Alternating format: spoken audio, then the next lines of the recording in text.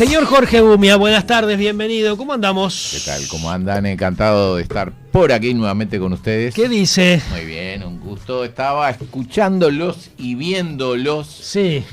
Y sé que el señor Vilar dice que es todo sanata esto. Ah, lo estamos hablando de los lobisones. Sí.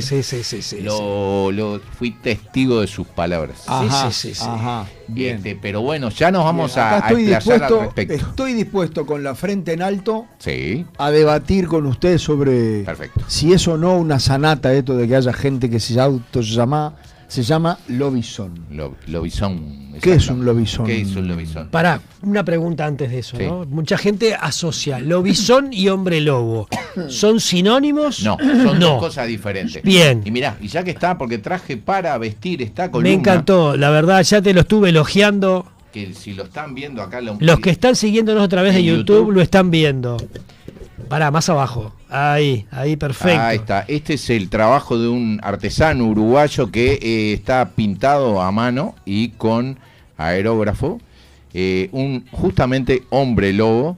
Es una estatuilla. Lo pueden encontrar ahí. Esto no es un canje ni nada. Lo pueden encontrar en Señor Baki, abreviado Señor y B larga A, K y latina, estudio. Y es un trabajo de primera, la verdad. No, la verdad, yo quedé sorprendido, ya lo arranqué a seguir al señor Baki, decirle de parte mía, porque la verdad, lo felicito, me encantó. De verdad que está adelante. Muy, pero muy bueno eso, y además ya estuve viendo en su página que tiene distintos tipos de, un fenómeno. de personajes, así que está buenísimo. Bueno, me encantó para vestir la columna. Exactamente. Bueno, cuéntenos, Jorge Bumia, ¿cuál es la diferencia entre lobizón y hombre lobo? El origen. El Ajá. origen de la transformación, vamos a ponerlo en estos términos. A ver. Por ejemplo, para después empezar a hacer un poco de historia también con esto del lobizón, ¿no? El hombre lobo es una figura que está en muchísimos países del mundo, muchísimos. Uh-huh. Una persona que aparentemente se transformaría en lobo. Va desde Oriente, atraviesa Europa y llega a Estados Unidos. Pero, ¿qué pasa? Está su transformación y su sino, ¿no? Su destino de tener ese cambio físico, más que nada vinculado a la magia. Ajá. O a un hechizo. Incluso, por ejemplo, un hombre lobo le podría caer esa maldición, por ejemplo, por dormir desnudo bajo la luna. Ajá. Atención. Pará, no tiene nada que ver entonces con lo que decía Fernando hoy de el séptimo hijo varón. No, eso es otra cosa. Ese es el lobizón. Ese es el lobizón, justamente. Bien. Por ejemplo, lo que te decía, ahí hay en el lobizón algo más vinculado a eso, a una cosa de hijos, de casi cantidad. Que hereditario. Exactamente. Acá, el hombre lobo se transforma, es más, me estaba acordando mientras vos hablabas, una película protagonizada por Jack Nicholson que se llama justamente El hombre lobo. Correcto. Que él se transforma en lobo cuando aparece la luna llena, por haber sido mordido por otro hombre lobo. Bueno, esa es otra cuestión por la cual es transmitido esto de hombre lobo. El lobizón no se transmite de hombre a hombre, de persona a persona. Sí. Para el hombre lobo, según el mito, la leyenda, un hombre lobo, si muerde a un viajante que está atravesando uno de esos caminos a la noche y se lo cruza, lo muerde y no lo mata, después se convertirá esa otra persona en hombre lobo también. Es como la historia de los vampiros. Por ejemplo, exacto.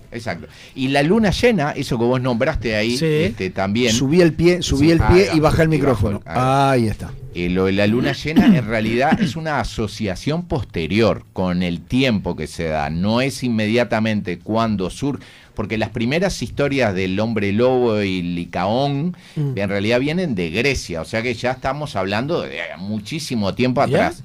Pero dicho esto, bueno, también el hombre lobo se puede convertir en hombre lobo porque se viste con pieles de hombre lobo y tiene esa simbiosis que lo llevaría a deambular por ahí convertido en un lobo.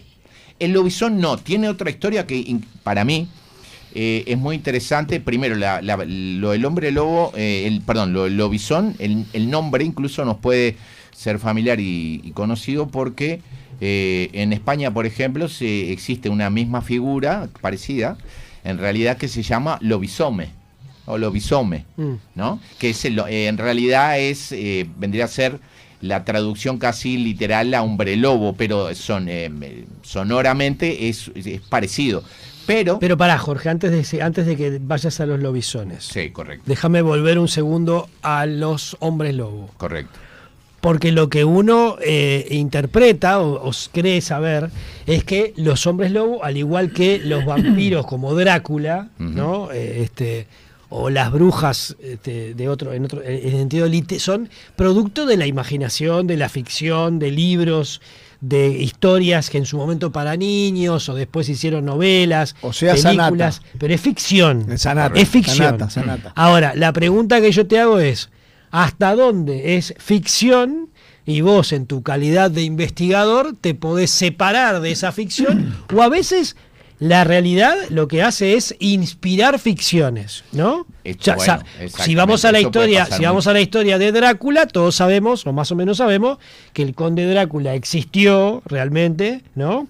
Pero que no era que se alimentaba de personas con la sangre, sino que en la realidad lo que hacía era empalarlos, y también vivía en Transilvania, y eso inspiró, creo que Bram Stoker, ¿no? Si no me equivoco, que fue el escritor que escribió la novela.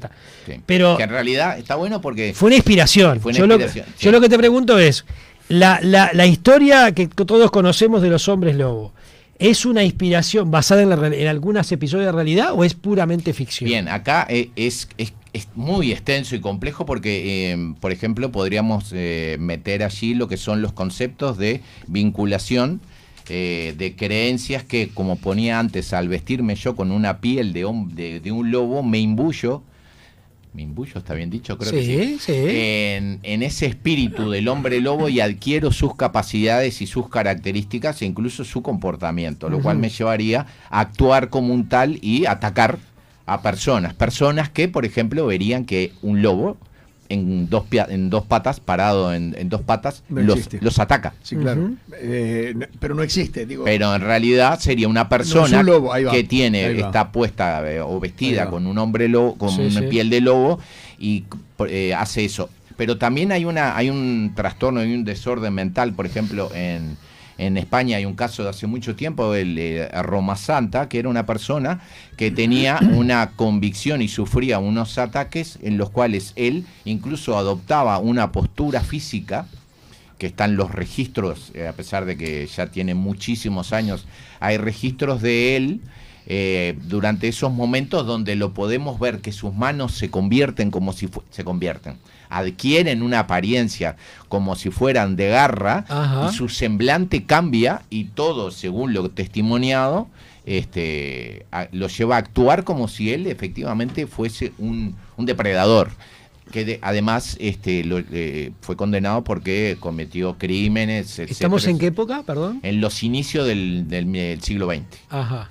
Entonces, por eso digo que hay como mucha leyenda y transmisión oral y cosas vinculadas a la magia y a ciertos ritos que están atrás de esto, que potencian que esta creencia que una persona efectivamente se convierta en lobo se haya instaurado y continúa hasta el día de hoy, ¿no? Es una mezcla de cosas, porque también los nativos norteamericanos tenían una figura que era parecida también en este comportamiento, pero ahí se vinculan otras cosas, porque ahí entran los ritos, entran las propias creencias de que mediante de repente alguna ingesta o algún procedimiento, ese espíritu de ese animal también en nuestra América del Sur y en África también, por supuesto, los hombres leopardo, en fin, claro. Hay como muchas figuras donde esos animales pasan a integrarse al ser humano en ese momento y esa persona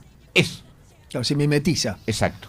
Ahora, lo del lobizón, para puntualizar en esto, porque además me parece muy interesante y para que se hagan una idea, además, qué curioso que puede llegar a ser este tema. Me encanta. Vos de una dijiste que no es verdad que es el séptimo hijo. No, él dijo que el hombre lobo no es el séptimo. El hombre lobo no es el séptimo. Y te aclaró, una cosa es el hombre lobo y otra cosa el lobizón. ¿Qué pasa? Ahora entramos en los lobizones. El lobizón, vamos a ir al lobizón directamente. Para rastrear esto, acá se mezclan varias cosas, a ver si lo puedo ordenar. Se mezclan varias cosas que son importantes, como es fundamental el contexto de las personas en determinado tiempo. Catalina la Grande, no la emperatriz de Rusia, en su momento es una figura que influye mucho en esto. ¿Por qué? Porque Rusia, ahí lo que, el imperio, ahí lo que le estaba pasando es un tema de demográfico. No había muchos hijos, las personas no tenían muchos hijos. Y además, ¿qué sucedía? También pasaba que por un tema de carencias y dificultades económicas, entonces, ¿qué se mezcla acá? Una creencia de que a los séptimos hijos les caía una maldición que les llevaba a tener un comportamiento extraño y actuar de una manera obviamente nada convencional, por lo cual muchas personas además lo que hacían en ese momento era matar a esos hijos. Entonces, a su vez todo, y no llegaban a tener una cantidad de hijos que a su vez se viera replicado en el número de habitantes, y por lo tanto no había mano de obra, no había economía, no había militares, no había gente que se despoblaba el imperio. Entonces, ¿qué hizo? Dio como una especie de padrinazgo, y acá está la raíz de muchas cosas, de padrinazgo en donde mediante su influencia imperial esa maldición que caía sobre ese niño iba a ser cortada. Ajá. Había un efecto mágico ahí sobre ella. Era la emperatriz y por lo tanto además tenía una alta consideración en su momento de que podía hacer cosas, y por supuesto eso llevó a que el número de población aumentara, porque sumado a eso también esas personas tenían una retribución económica por tener más hijos. Entonces, en España, en el siglo XVIII, fíjense, hay algo que les va a llamar la atención en el título. Existió algo que era denominado como Hidalgo de la Bragueta. Así nomás, este era el título. Y estaba vinculado exactamente a lo mismo, en el sentido de que había una pobreza económica muy grande, si bien la realeza o la monarquía, condes, duques y todos esos podrían tener un buen pasar, el clero y demás, había mucha gente pobre que llevaba a su vez que tampoco tuviese hijos, lo cual, al igual que lo sucedido en el imperio de Catalina la Grande, tampoco había población. Por ende, ¿qué se hizo? Al séptimo hijo varón, nuevamente lo traigo porque ese número se repite. Sí, claro. No, vos hoy entras a Google y pones lobizón y te dice, es chiquito, es cortito.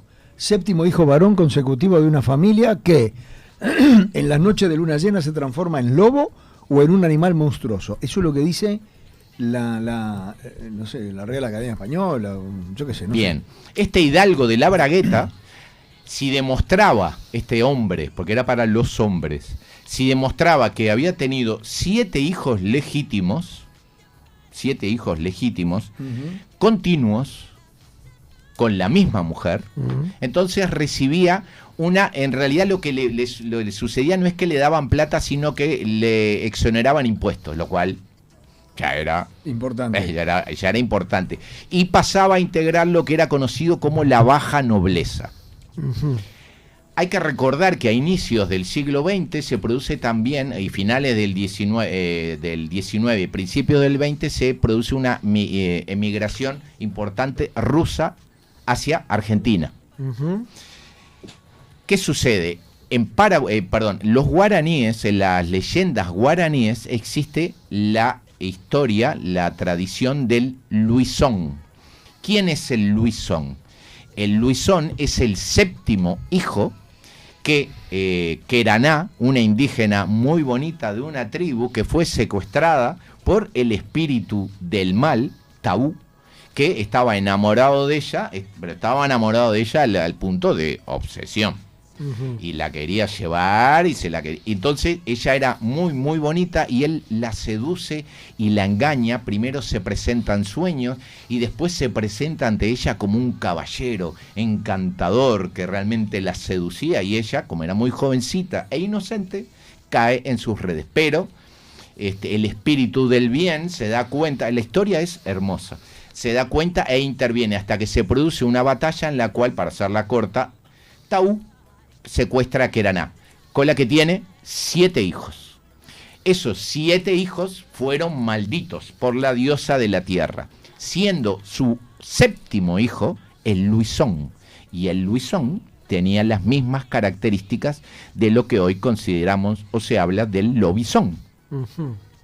Pero eso es parte de la mitología guaraní. Pero ¿qué sucede? Acá hay una mezcla de cosas. Ajá. Por eso es lo importante. De la mitología guaraní con lo que trajeron los rusos, por ejemplo, a la zona argentina. A este cono sur. Criolla. Exactamente. ¿Por qué? Porque en los inicios del siglo XX, un inmigrante ruso lo que hace es proponer a quien era entonces presidente de Argentina que su 7º hijo varón fuese apadrinado por el presidente siguiendo las costumbres que se tenían en Rusia con la época de Catalina la Grande. ¿Qué pasa? Ahí, porque esta es la única que yo conozca, la única leyenda que en Argentina y en otros países, porque también sucedió lo mismo en Paraguay y en Chile, está legislada.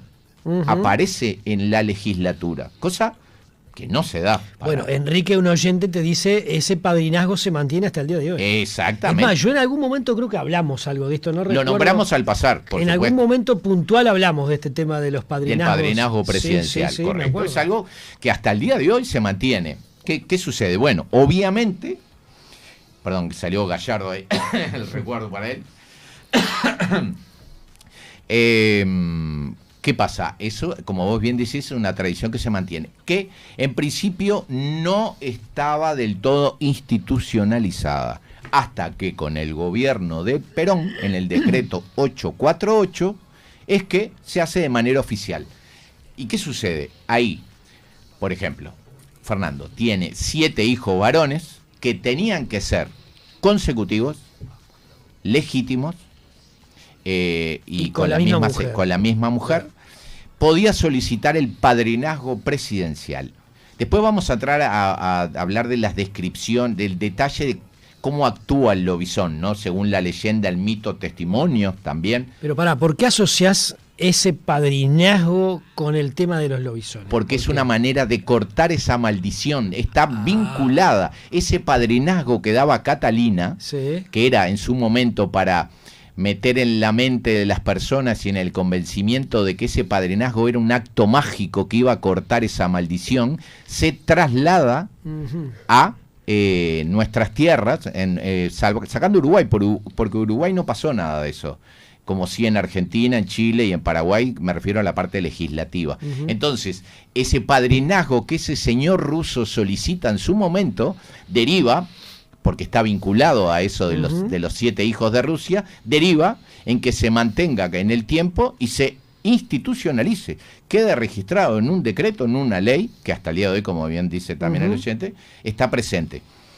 Entonces, la persona recibía en su momento un diploma, una medalla y ayuda económica. Después, con los años, eso fue cambiando. Por ejemplo, se acentuó mucho en el gobierno de Cristina Kirchner, que cambió algunas cosas. Por ejemplo, ya no tenía que ser 7 hijos continuos. Podrían ser mujer, hijo, mujer, hijo, y así hasta llegar a 7 varones. Y otra condición que era necesaria para que ese padrinazgo se diese es que fuesen cristianos. En el gobierno de Cristina Kirchner eso cambió. De hecho, ella apadrinó a un 7º hijo judío. Ajá, mira. ¿No? En una ceremonia, está todo es chequeable en internet, están todas las fotos y es sumamente interesante. Y a mí me parecía, y además, bueno traer el testimonio de la madre de un lobizón argentino que tiene, un lobizón me refiero de acuerdo a esta concepción del 7º hijo y que tiene un padrinazgo. Y ella es Eva María de Necoechea, Les aclaro que en el momento que yo hablé con ella por teléfono, había una tormenta en la zona y de repente la comunicación no fue la mejor, pero se la entiende y se la escucha. Entonces, ella nos va a contar cómo solicitó esto, cómo se dio esta situación del padrinazgo. Esperábamos una nena, porque ya después de 6 meses nació el bebé, digamos, y bueno, sí, lo decidí seguir. Quise que Cristina Kirchner fuera madrina del chico. Fue una decisión que tomamos con mi esposo. Yo dije, sí, yo quiero que Cristina sea la madrina. Y bueno, de ahí empezamos a averiguar, a ver cómo era complejo para nosotros, ¿no? Después de una serie de trámites y claves, digamos, que ellos nos implicaban, nos ponían, fuimos, digamos, cumpliendo con todo lo que ellos nos pedían, y sí, después de unos meses me llamaron por teléfono de Buenos Aires que iba a venir el señor, un licenciado llamado Walter Villegas, y bueno, ya para confirmarme, para ver cómo vivíamos nosotros, en qué condiciones teníamos los hijos, el estado de salud, todo, para ver cómo estábamos criando y para ver cómo vivíamos. Bien, ahí Eva María, ¿no? Empezó ese trámite, lo hizo para su hijo Juan Román, sí. Se llama. No Riquelme. No Riquelme, Jerez es de apellido. Y bueno, ahí efectivamente logró ese padrinazgo y bueno, y a ver qué le dieron. Me dieron ayuda para hacer una habitación más en la casa, y me pidió, por intermedio vos de la presidenta, si había algo que yo quería pedirle a la señora presidenta, si había algo que yo quería pedirle. Y yo lo único que necesitaba en ese momento, que era para mi esposo, era trabajo. Y lo que le dieron fue un trabajo de empleado municipal. Yo soy una persona humilde, vivo humildemente, y lo único que necesitábamos era eso, que un sueldo con el que uno puede contar todos los meses, digamos, ¿no? Mirá vos. Exactamente. Bueno, de hecho, hasta este tiempo, hasta no hace mucho, esta misma ley está siendo discutida y ha sido discutida en el Parlamento argentino porque ha habido con los años muchos intentos de derogarla. Porque obviamente hay muchas posturas de que no le encuentran sentido a esto. Si bien quizás de un tiempo a esta parte, también hay que decirlo, no se le da a las personas ayuda económica, sino lo que se les da es un diploma y una medalla. No va el presidente a la ceremonia o la presidenta, quien esté ahí en el cargo, sino va un representante. Pero lo que pasa es que, a ver, haciéndolo bien sencillo, bien elemental, sí, está bueno que si tenés 7 hijos te den una manita, ¿no? Bueno, eso no está mal. Más allá de cualquier otra connotación. Claro, sí, por supuesto. Ya con 5. A ver, hoy en Uruguay, que nos quejamos de la baja tasa de natalidad, si vos tenés 2 hijos o tenés 14, es lo mismo. Que exacto. En tu relación con el Estado. Exacto. Bueno, pero ¿qué pasa? Un día Perón se encuentra con Stroessner. Ajá. Y charlan, están en una charla ahí. El dictador paraguayo. Correcto. Alfredo, general. Exacto. Entonces, ¿qué sucede? Stroessner se lleva esa costumbre a Paraguay. Y la implanta. Ajá. Entonces yo hablé con quien fue en su momento secretario privado del presidente también de ese tiempo, que estuvo Horacio Cartés. Ajá. Y hablé con Jorge Añasco, que fue secretario privado, para que me contara, logré hablar, la verdad me atendió muy bien, a ver cómo era este tema en Paraguay, porque nos suena como muy lejano, siempre lo tenemos asociado a Argentina y Uruguay el tema del lobizón, pero no, se extiende más, y en Chile también estuvo esta costumbre. Entonces, si les parece, vamos a escuchar a Jorge Añasco. En el gobierno dictatorial del presidente Stroessner sí se practicaba esa costumbre hasta el gobierno del presidente Rodríguez. Después el presidente Guasmosi en su gobierno se hizo el reordenamiento administrativo y adecuación fiscal, en donde se constató que teníamos prácticamente como 30.000 ahijados de la presidencia quienes recibían algún tipo de beneficio del Estado. Entonces, en honor a eso, hizo un decreto de derogación en la cual ya dejaba sin efecto esa práctica. Claro. Andrés Rodríguez se llamaba el presidente a que él hace referencia, que es hasta dónde o desde dónde se abolió, o se suspendió o se eliminó. Como 30.000. Tenía 30.000 ahijados. Que recibían dinero. Acá recibían dinero, ¿eh? Sí. Era una parte importante de dinerito ahí que se iba. Sí. Estamos hablando de que Andrés Rodríguez fue el 43º presidente de Paraguay y gobernó entre el 3 de febrero de 1989, es decir, ahora hace unos años, y el 15 de agosto de 1993.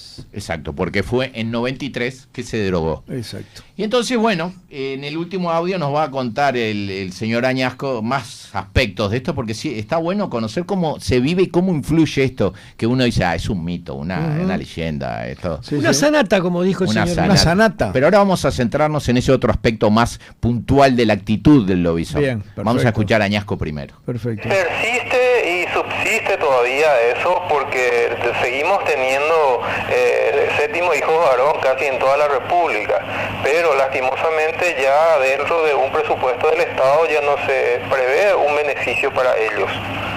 Y ya el padrinazgo ya se pone a consideración del presidente de turno que acepte o no. Había muchos pedidos, pero ya no, los presidentes ya no aceptaban. Justamente porque los hijos, digamos, o los familiares de los hijos exigían cierto tipo de derechos con relación a ese tema. Exactamente, como una cosa que se heredaba también, una continuidad. Sí. Ahí, mantenerlo ya por más tiempo, ¿no? Sí, tal cual. Entonces, me parecía interesante no únicamente centrarnos en la parte, bueno, el lobizón se dice que hace esto, tiene estas características, sino también compartir cómo está metido en la raíz de nuestros pueblos, ¿no? De aquí, del Cono Sur, en aspectos tan que parecen ajenos como una ley. Sí. ¿No? Y bueno, ¿cómo actúa un lobizón? Ajá. ¿Cómo se lo ve al lobizón? ¿Cómo se lo ve o cómo se lo ve físicamente? A ver. Bueno. Mitad hombre, mitad lobo. No. Lobo total. No. Tampoco. Para mí es una persona, un ser humano, que tiene garras, que tiene pelo y que tiene colmillos. Bien, Fernando. Disparate eso. Bueno. Eso es el hombre, el lobizón mío, y es una sanata. Bueno, va a tener uñas largas. Bueno, garras yo tiene. tengo un hijo, 2 hijos, 3 hijos. El séptimo me nace con garra, con pelo, peludo. Me preguntaste qué es un lobizón. A ver qué dice el experto. ¿Para qué tenemos un experto? Pero porque Fernando me da como titulares y pinceladas, pero no me define no me da su descripción del lobizón. Para mí el lobizón es un hombre común y corriente. Correcto. Nada más. Solo. Perfecto. Es más, que en Paraguay tenía una guita todos los meses y ahora ni eso. Marchó. Claro. Marchó a las piedras. Bien. Bueno, el lobizón, de acuerdo a lo que es lo tradicionalmente descrito, es un ser humano que generalmente es así, porque también encontramos que hay variantes, no hay un solo relato que sea lineal, que los días martes y viernes se convierte en una especie de perro grande. ¿Viste? O sea, garras, pelos, colmillos. Eso es sanata. No como vemos acá en esta figura que tenemos aquí adelante, alguien de parado en 2 patas y con garras enormes y demás, sino como lo que vendría a ser un perro grande que tiene algunas características puntuales. A ver. Por ejemplo, la mayoría de las veces es de color negro, negro o marrón muy oscuro, con ojos rojos, ¿no?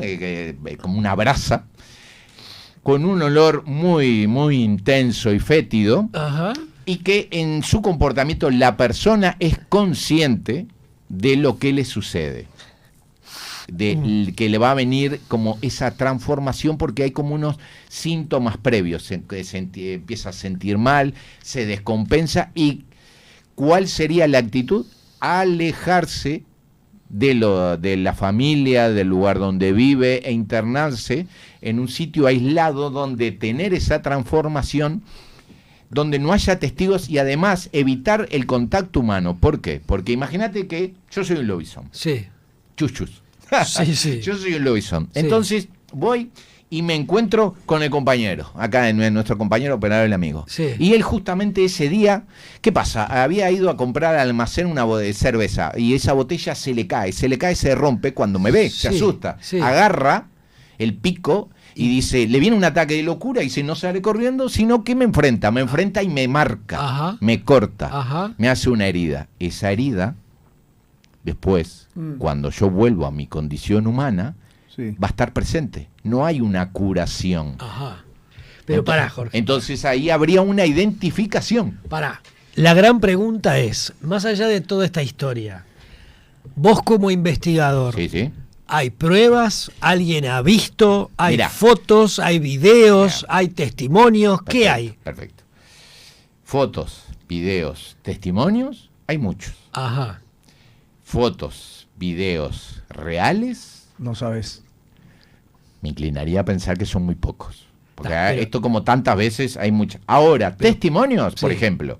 En una de esas ocasiones que estuve ahí recorriendo los caminos atrás de estos temas, en Cerro Largo hablé, porque es importante no aislarlo de lo cultural y lo que está insertado en nuestro territorio. El contexto. Una cosa son los mitos, las leyendas, y otra cosa es pero si lo vos que querés ocurrió. algo, estás convencido, lo vas a ver, porque vas a asociar a algo que te parece a un lobizón y capaz que es un perro grande que ves nada más ahí, pero si vos culturalmente tenés puesto dentro de vos una creencia, cuando veas eso deambular por un sitio, va a ser el lobizón. Vas a asociarlo con esa historia. Entonces por eso no se pueden separar. Yo hablé con una madre en Cerro Largo, una señora que no me quiso, era muy tímida y no quiso grabar, séptima, con 7 hijos varones, y entonces ella me decía que bueno, esto fue hace 2 años, no estaba muy convencida, me estaba medio alejada de este tema, de una mujer de unos 50 años, poquito menos, no estaba muy convencida de este asunto, pero la madre de ella, o sea, la abuela, le dijo, no, esto tenemos que hacer algo, porque una de las maneras de cortar esa maldición es que el hijo mayor sea el padrino en un bautismo de ese 7º hijo.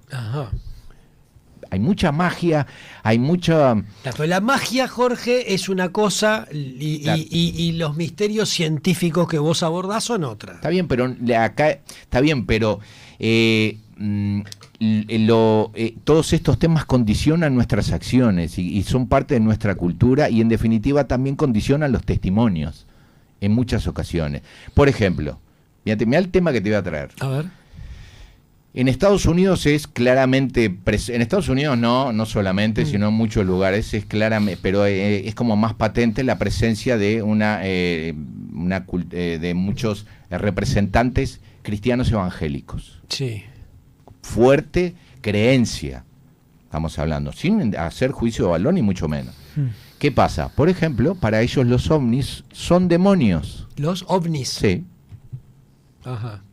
Entonces hay un condicionamiento de un hecho real dado por su creencia. Es como vos me digas, no me acuerdo dónde que están los Yeti. Sí, bueno, ¿Dónde que se supone que están los Yeti? Tenemos el pie grande, el Himalaya. Tenemos el Yeti en el Himalaya, pero es también una figura. Si quieren hablamos en otro momento de eso, porque ese ser humano bípedo, ese ser antropomorfo, bípedo, enorme, gigante, cubierto de pelos, está en todo el mundo. En distintas culturas. En distintos lugares, en distintas culturas y en la actualidad.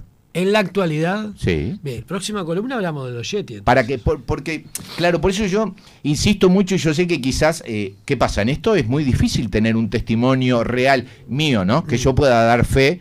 Mirá, tengo esto que efectivamente... Habrá investigadores como vos en otros lugares que habrán hecho eso que haces vos. Exactamente lo mismo, pero no ha habido alguno que haya podido obtener de ciencia cierta, de manera inequívoca, el registro, una foto, un video de una figura extraña que tenga estas características. Sí, por ejemplo, hay en internet abundante de muchas personas que afirman haber visto en Salto el año pasado, este año, hablé con un señor mientras andaba atrás del tema ovni, porque todo tiene que ver con todo, entonces también empiezan a juntarse otras historias. Hablé con un señor que me contaba que él un día estaba caminando por el costado de la carretera y de repente empieza a escuchar en la noche unos pasos de como de un animal pesado que venía atrás de él, al costado de la ruta, y me dice, entonces yo empecé a andar despacito y a prestar atención a ver eso que venía. Y de repente, cuando me doy cuenta,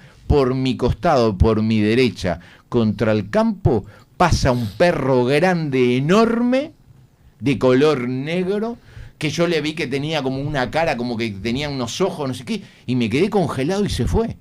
O sea, ni lo ignoró totalmente el perro. Totalmente. Entonces, ahí tenemos un testimonio del siglo XX, 2024, tomado por mí, de una persona que afirma haber tenido un encuentro con una de esas figuras. Hay en YouTube el testimonio, es muy difícil de encontrar, pero hay en YouTube el testimonio de una persona que en la zona fronteriza con Brasil, entre Cerro Largo y la parte de Brasil, no me acuerdo exactamente la localidad, donde el hombre se pone a llorar en cámara porque enfrente a su casa vio una figura peluda, gigante, que él decía el lobizón, eso para él era el lobizón. Y él dice que él vio como una especie de perro enorme, un señor, ¿no? Unos 40 años, vio una especie de perro enorme que lo miró fijamente y quedó congelado, y que le dio un miedo bárbaro. Entonces, testimonios hay. Incluso, ¿qué sucede? Lo que no hay, al menos que yo tenga constancia, es como, por ejemplo, que se ha hecho con el tema de Yeti, de Pie Grande y demás, pelos, huellas, ¿no? Que esas huellas gigantes, como en el Pie Grande, ¿no? De esos pies enormes de 60 centímetros, que hacen pensar en alguien gigante. Bueno, de eso aquí no hay. ¿Por qué? Porque, en definitiva, ¿qué nos encontraríamos? La huella de un perro. Claro. Un perro grande. Claro. Jorge, se nos ha ido el tiempo, pero no quiero dejarte ir sin leerte algunos mensajes. Sí, dice por acá Paulo, está muy buena la historia, estamos escuchando con mi hija Sofía y está con un poquito de miedo. Tranquila. Dice, decirle que yo también, que se quede tranquilo. Por acá dice Vic, no, ¿quién es? Sí, creo que sí. Dice, hay quienes creyeron ver un lobizón y era una mano pelada. Dice uno, por acá, no sé a qué se refiere. Dice... Mano pelada es otro animal. Ay, se me fue el nombre ahora, pero mano pelada es otro animal, se me fue. Perdón. Dice otro, Enrique dice, tengo 7 hijos, sí. 5 varones y 2 mujeres. ¿Qué te van a dar acá? Por lo menos una tarjeta del MIDES, por salud mental o desgaste, digo, ¿no? Y dice, doy fe de lo que dice Jorge de las heridas. Cuando vienen los domingos a casa mis hijos con mis nietas y nietos, me dejan cada heridas bárbaras, pero en la heladera. Dice Jorge, y otro Rubén, que te lo voy a pasar el teléfono, sí. Dice, señor Umia, tengo fotos y videos de un edificio bien, donde aparece un fantasma que me quiere tocar. Si le interesa verlas, dígame dónde nos vemos. Bueno, perfecto, me pasas el número y yo le escribo. No? Y otra cosa, perdón, que no sí. quiero decirme, porque esto es equitativo. También está la cuestión cuando son 7 hijas mujeres. ¿Y ahí qué hay? Brujas. Opa, le hablamos en otra, ¿eh? En otra. Ahí cambia la historia. Señor Jorge Umia, gracias por acompañarnos, ¿eh? Hasta la próxima. Muchas gracias a ustedes.